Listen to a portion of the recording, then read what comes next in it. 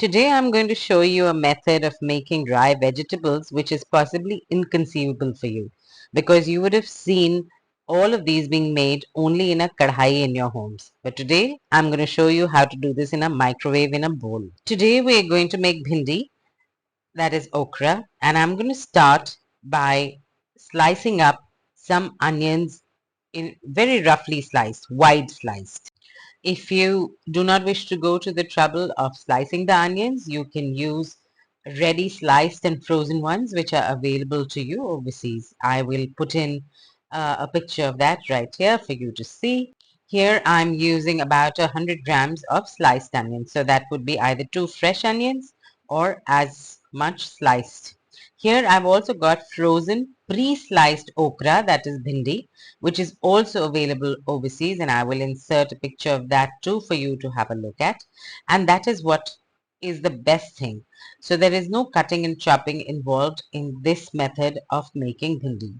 To the bowl, I'm adding 1 whole green chili that I've chopped because this is just for flavor, a teaspoon of ginger garlic paste, followed by some red chili powder, which of course depends on how spicy you like your vegetables. And then I'm going to add in a little bit of turmeric for color, just about 1/4 of a teaspoon, salt to taste. There we go. And I'm going to add about a tablespoon of oil into this now because dry vegetables like bhindi or okra need the oil to roast in nicely. After I've added the oil, I'm also going to add in some cumin seeds or zira into this, which gives the bhindi a really nice flavor. In fact, it gives it its signature flavor. That done, now all I need to do is give all of this a really nice mix and pop it into the microwave for about 40 to 50 seconds, which is going to make sure that all my spices and the ginger garlic paste is cooked through and the cumin seeds have popped. So here we go. With this method that I am teaching you today, you can cook a number of vegetables in the microwave. You can cook pumpkin like this. You can cook cauliflower like this. In fact, like I said, a number of vegetables can be cooked like this. Right, there goes the timer. Let's have a look. Let me show you how well all these spices have got cooked. And now at this stage, all I need to do is add my frozen sliced or pieces of okra into this. And I have used about 300 grams of it over here. If you're cutting fresh okra, that also works. And I'm going to give this all a really nice mix so that all my bhindi or okra is covered in the spice mix that I had cooked earlier. This is now nicely mixed in, and I'm going to now pop this into the microwave for 3 minutes. Now this is a 850 watt microwave oven. If you have a microwave oven which is of a higher wattage, you can put it in for slightly less time, and if you have a oven with lower wattage, then you need to cook it for a little bit longer. There are also online converters available for calculating the amount of time you need to cook in a microwave.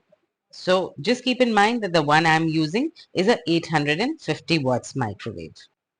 Now I'm sure you don't want to wait around staring at my blank counter while the microwave is doing its job. So I'm speeding up this video a little bit for your benefit. However, this is the time that you can take to go and do a small chore, ring up somebody, tidy up, whatever you need to do. You don't actually need to be monitoring this while this is cooking. Our 3 minutes are now up. Let's have a look at what our okra is looking like. And you can see that it is not only thawed, but it is softened. But you'll be able to see that there is a stringy sort of liquid or paste between the pieces of the okra, and that is an indication that this is not yet cooked. So I'm going to put this right back in and give it another 2 minutes to cook. I'm once again speeding up the video so as not to bore you, And like I said, no monitoring is required. So you can just wander out, do whatever jobs you need to do, watch a small video, do something on your phone, answer your email, and then the microwave will ring the bell and call out to you to do the next step. Once again, the timer has gone off, 2 minutes are up, and let me show you that our okra is now 3/4 cooked. And you can see that most of that sticky material, about 80% of it, has now disappeared.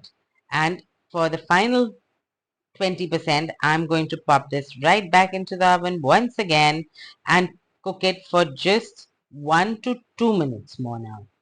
My apologies, a small portion of the footage didn't get recorded, and after those 2 minutes, I had added the frozen onion slices into the bowl and given it another 1 minute to cook. So I'm going to show it to you now when it comes out of the microwave after a minute. After 1 minute, you can see that the onions have taken on the color of the spices and have just slightly started softening. So I'm going to give this a stir around, which is very important to make sure that everything is cooking evenly. And I'm going to put this back into the microwave oven for 1 more minute. That's right. In it goes. And I'm going to put the timer to 1 minute. Here, I want you to take note of a very important point. If you noticed, I cooked the okra to 3/4 doneness before I added onions to it. Now, why did I do that? Two reasons. One, that onions tend to give out a lot of moisture when they cook, and while there is already that sticky material in the okra, you don't want to introduce any more moisture because it will just make it sticky. I'm checking on my okra once more, and you can see that the color of the okra has changed. The onions are still a little crunchy, and there is no sticky material whatsoever in this. So this is in fact perfectly cooked now. If you like your okra a little bit more crispy, all that you need to do is put it back into the microwave for another 30 seconds and you will have it to your liking.